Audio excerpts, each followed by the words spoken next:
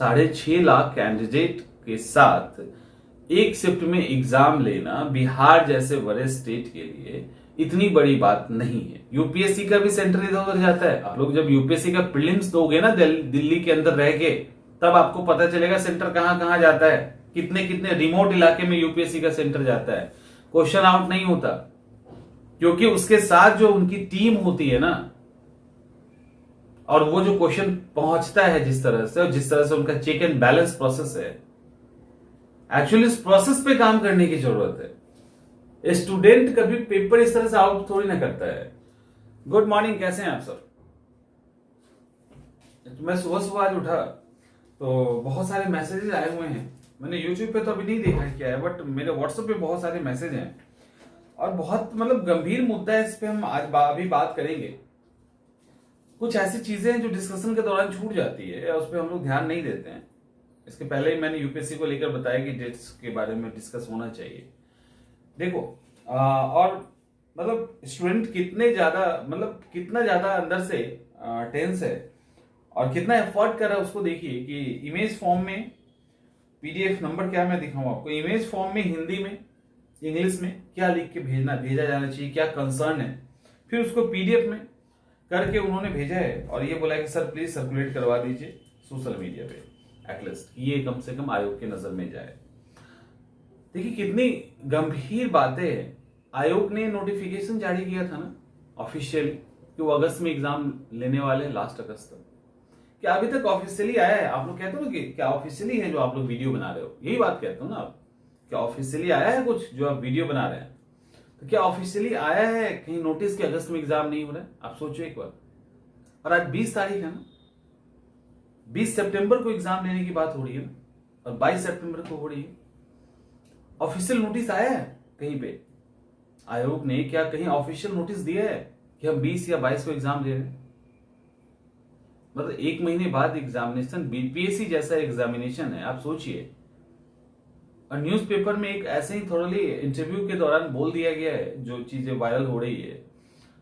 तो और वो भी कहां बोला गया, कहीं कुछ माइक वाइक कुछ दिख नहीं रहा। उन्होंने बोला है, चलो ठीक है, उन्होंने बोल दिया है। जहां तक मैंने वीडियो, मेरे पास जो वीडियो आया है उसमें कोई माइक वाइक दिख नहीं रहा है, कहाँ इंटरव्यू दिया, किसको दिया, और वो इंटरव्यू वायरल हो रहा है। ठीक है, 20 से 22 के बीच में एग्जाम की बात कर रहे हैं। बीपीएससी की वेबसाइट पे कोई अपडेट नहीं है।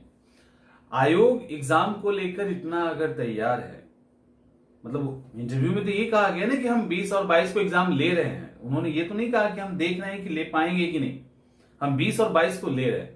तो जब आप श्योर हो कि 20 और 22 को ले रहे हो, तो स्टूडेंट को इन्फॉर्मेशन क्यों नहीं अभी तक दिया गया? आप लोगों में से कई ऐसे स्टूडेंट हैं जिनको लगता है कि उनको लग रहा है कि किसी तरह से तो रिजल्ट डेट आया, किसी तरह से तो हम एग्जाम कम से कम दे ले, किसी तरह से डेट और किसी तरह से एग्जाम होने से क्या एग्जाम फेयर और क्या उसके अंदर रिजल्ट आ ही जाएगा?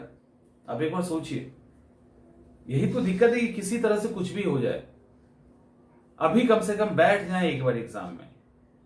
ये सही तरीका नहीं है और ये फेयरनेस नहीं दिखाता कभी भी।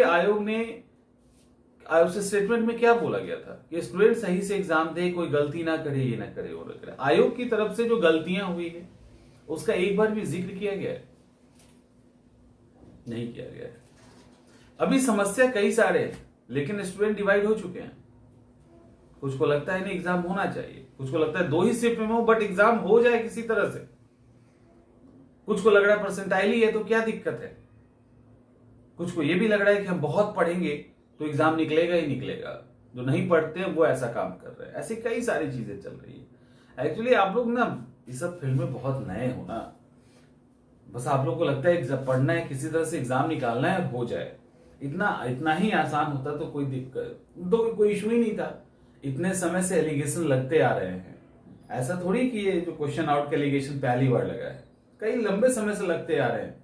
बीपीएससी नहीं मानती थी, इस बार उसको मानना पड़ गया क्योंकि बहुत पहले सब क्वेश्चन सर्कुलेट हो गया और इस बार वो चेंजेस ला रही है। बहुत अच्छी बात है, यूपीएससी के पैटर्न पे करेंगे, ये करेंगे वो करेंगे टाइप की चीजें, बहुत कुछ अच्छी चीजें भी आई है, इसमें दो राय नहीं है। लेकिन कहीं आपने देखा है सिविल जैसे एग्जामिनेशन, सिविल एग्जाम हर एक एग्जाम से अलग होता है। उसमें बैठने के पहले स्टूडेंट सोचता है, इवन फॉर्म भरने के पहले स्टूडेंट सोचता है सिविल का एग्जाम है, फॉर्म भरे कि नहीं भरे। अच्छा, यूपीएससी का एग्जाम है, बीपीएससी का, कमीशन का एग्जाम है, फॉर्म भरे कि ना भरे। और 6 लाख पहुंचना, 6 लाख स्टूडेंट का पहुंचना इतना आसान नहीं होता। इतने साल के बाद स्टूडेंट 6 लाख 7 लाख फॉर्म भरा है। आप सोचो इसके पहले कितने कम लोग भरते थे। अब थोड़ी अवेयरनेस आ रही है, लोग फॉर्म भर रहे हैं, ज्यादा हो रहा है। यूपीएससी के अंदर भी एक अच्छा खासा फॉर्म जाता है। लेकिन एग्जामिनेशन कंडक्ट करवाने की जहां तक बात है, सिविल को कम से कम सिविल एग्जाम के जैसा रहने दिया जाए, ये ज्यादा जरूरी है। और वो एक ही शिफ्ट में हो, क्योंकि सिविल एक तो शुरू से ही बीपीएससी के ऊपर ये दाग लगता आ रहा है कि इन्होंने ये क्वेश्चन कभी भी सही से सेट नहीं करते। मैंने बहुत पहले ही बोला था 5 क्वेश्चन आपको दान में देके जाना है। आप जब पूरा क्वेश्चन सेट नहीं कर सकते, 2 पेपर का क्वेश्चन लगभग इक्वल स्टैंडर्ड पे सेट करना, इज इट इजी? क्या ये आसान है? आपको क्या लगता है ये आसान है? नहीं, ये बहुत मुश्किल है। और बीपीएससी के लिए तो नामुमकिन के जैसा है कि सेम स्टैंडर्ड पे क्वेश्चन सेट कर दे। आप लोगों में से जो भी इतनी जल्दी मतलब बहुत ज्यादा हड़बड़ा रहे कि नहीं कैसे भी एग्जाम ले लें, तो उससे आपको फायदा नहीं हो रहा, उससे आयोग को फायदा हो रहा है। आयोग लेके निकल लेगी और जो करना है कर लेगी। देखिए, अभी हमारा जो डिमांड है ना, वो एक ही होना चाहिए, एक ही में सब कुछ आ जाएगा। वो एक डिमांड ये होना चाहिए कि आप एग्जाम एक शिफ्ट में लो, इसमें कोई भी दो मत ही नहीं होना चाहिए। 6.5 लाख कैंडिडेट के साथ एक शिफ्ट में एग्जाम लेना बिहार जैसे बड़े स्टेट के लिए इतनी बड़ी बात नहीं है, इतनी बड़ी बात नहीं है, ठीक है।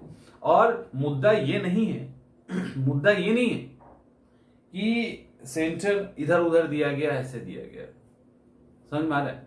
मुद्दा ये है कि ये बोले यूपीएससी पैटर्न पे, यूपीएससी के क्वेश्चन को पहुंचना, यूपीएससी के लिए जो सिक्योरिटी होती है, यूपीएससी का भी सेंटर इधर उधर जाता है। आप लोग जब यूपीएससी का प्रीलिम्स दोगे ना दिल्ली के अंदर रह के, तब आपको पता चलेगा सेंटर कहां कहां जाता है, कितने कितने रिमोट इलाके में यूपीएससी का सेंटर जाता है। क्वेश्चन आउट नहीं होता, क्योंकि उसके साथ जो उनकी टीम होती है ना, और वो जो क्वेश्चन पहुंचता है जिस तरह से, और जिस तरह से उनका चेक एंड बैलेंस प्रोसेस है, एक्चुअली इस प्रोसेस पे काम करने की जरूरत है। स्टूडेंट कभी पेपर इस तरह से आउट थोड़ी ना करता है, उसको एग्जाम देने से मतलब। पेपर आउट करने वाला गिरोह पेपर आउट करता है, वो सिस्टम पेपर आउट करता है। स्टूडेंट क्यों पेपर आउट करेगा? उसको क्या पड़ा पेपर आउट करने का? वो तो एग्जाम देने के लिए आया है। तो ये सिस्टम के अंदर इंप्रूवमेंट की जरूरत थी, ना कि स्टूडेंट को परेशान करने के लिए 2 शिफ्ट में एग्जाम लेने की जरूरत है और अलग अलग चीजें यूज करने, जो भी ये लोग कर रहे हैं। यूपीएससी का सेंटर भी इधर उधर जाता है, ध्यान रखिएगा। अच्छे अच्छे स्कूलों में नहीं जाता है और पेपर लीक नहीं होता है, क्योंकि क्वेश्चन पहुंचना, उसके साथ ऑफिसर्स का पहुंचना, कई सारी बातें होती है जिसके कारण वो चीज आज भी अपनी डिग्निटी मेंटेन रखे हुए है। तो यूपीएससी पैटर्न पे ये करेंगे, वो करेंगे और वो भी करेंगे, लेकिन कहीं पे भी एक बार भी ये नहीं हुआ ढंग से कि हम जो सील पैक जाएगा, ये जाएगा, वो जाएगा, चलो ये अच्छी बात है, अच्छा इनिशिएटिव है, उतने पे ही एग्जाम सही हो जाएगा। आप सिर्फ सिक्योरिटी मेंटेन रखो अपने आप से, आप सीरियस रहिए एग्जाम को लेने के, उतने ही में एग्जाम सुधर जाएगा। अब सवाल उठता है कि हमारी डिमांड क्या हो? इतना हंगामा हो रहा है, सब कुछ चल रहा है, क्या होना भी चाहिए कि नहीं? बिल्कुल एक ही डिमांड आप रखो ना कि हमारा एग्जाम 2 शिफ्ट में ना हो। ये एग्जाम आपके परसेंटाइल का प्रॉब्लम भी दूर कर देगा, क्योंकि जब एग्जाम 2 शिफ्ट में होगा तो परसेंटाइल नॉर्मलाइजेशन भी आ जाएगा, कोई बड़ी बात नहीं। ये कल को बोल देंगे हम नॉर्मलाइजेशन भी कर देंगे, क्या क्या फर्क पड़ता है इनको? नोटिफिकेशन में कुछ भी कहा हो, ये कुछ भी कर रहे हैं। तो अभी तो सबसे पहला एक डिमांड होना चाहिए कि 2 शिफ्ट में एग्जाम ना हो, क्योंकि एक शिफ्ट में तो ये करा नहीं पाते, 2 शिफ्ट में ये क्या करेंगे? तो 2 शिफ्ट में एग्जाम ना हो, ये अभी एक ही डिमांड सिर्फ आप रखेंगे ना, तो जितने डिमांड से सब पूरे हो जाएंगे। सिर्फ एक शिफ्ट में मांगो ना एग्जाम का डेट, एक शिफ्ट में, सिर्फ एक शिफ्ट में इनका परसेंटाइल वाला कहानी खत्म हो जाएगा। और दूसरा कि 20 और 22 को एग्जाम नहीं ले पाएंगे, इनको एग्जाम डेट बढ़ाना पड़ेगा। 20-22 को एग्जाम नहीं ले पाएंगे और डेट इनको बढ़ाना पड़ेगा, ठीक है। और इसमें कोई एग्रेशन और इन सब की जरूरत नहीं है। आप बहुत इजी और कूल तरीके से आराम से इनसे डिमांड कीजिए, एक डिमांड कीजिए एक बार। मेरा कोई ट्विटर हैंडल नहीं है, मुझे ट्विटर चलाने नहीं आता है, जो एक्चुअल बात है। तो आप लोग कहते हो कि सर आपका ट्विटर हैंडल, वहां से हम ट्वीट कर देंगे कोई एक टाइम पे, तो मेरे पास ट्विटर हैंडल है ही नहीं। तो मतलब कैसे ट्वीट किया जाता है, और ये मैंने कभी आज तक किया ही नहीं है, तो मुझे नहीं पता है एक्चुअली, इसके लिए सॉरी। और आप लोगों में से कई सारे के पास होंगे ना, कई सारे ऐसे टीचर भी होंगे जो लीड कर रहे होंगे, तो वहीं से आप किन्हीं से भी कोऑर्डिनेट करके आप काम कीजिए ना। तो मैंने ट्वीट करना है वो करते रहिए, एक्टिव, थोड़ा सा एक्टिव भी रहिए। पढ़ाई भी करना है, साथ में एक्टिव भी रहना है, क्योंकि एक स्टूडेंट है ना, आपको 10 अलग अलग फॉर्म, मैंने एक ह्यूमन बीइंग 10 अलग अलग फॉर्म में होता है। तो कुछ सोसाइटी में या समाज में आयोग ने कुछ गलत किया तो उसके प्रति भी हम शांतिपूर्ण तरीके से कॉन्स्टिट्यूशनल बेस से हम अपनी बातों को रख सकते हैं, इसमें कोई इशू नहीं है। तो आप सिर्फ एक डिमांड पे बात करेंगे ना, तब भी आपका काम हो जाएगा, या हमारा जो अपना हम लोग का काम है वो हो जाएगा, और परसेंटाइल का इशू खत्म हो जाएगा। 20-22 को डेट होना ही नहीं चाहिए, क्योंकि यूपीएससी में भी लोग मर मर के बेचैन हो के पढ़ाई करते हैं, और पीटी और मेंस के मोड में एक साथ आना संभव नहीं है। तो ये भी एक स्ट्रांग डिमांड है कि एग्जाम 20 और 22 को ना हो, और एग्जाम एक शिफ्ट में हो। तो बस इतना ही आप आयोग को कहिए, बाकी सारी चीजें ठीक सुधर जाएंगी। और उन्होंने वो भी ना एक बाउंसर फेंक दिए हैं सिर्फ, कि स्टूडेंट कुछ दिन भटकता रहे और मूड हो जाएगा तो एग्जाम ले लेंगे, नहीं हो पाया वैसा सिचुएशन तो एग्जाम नहीं लेंगे, बोल तो दिए कम से कम हम। तो ये सारी चीजें, मतलब ये सारा जो मजाक है ना, वो जबरदस्त चल रहा है। तो हमें तैयारी तो करनी है, जो कर रहे हैं हम उसमें करते रहेंगे, लेकिन थोड़ा एक्टिवली जो है ना, अपनी बातों को भी आप आयोग तक पहुंचाइए, और हम लोग भी पहुंचा रहे हैं अपने हिसाब से। देखो, हर एक का अपना अपना रोल है, उसको वो प्ले करना है।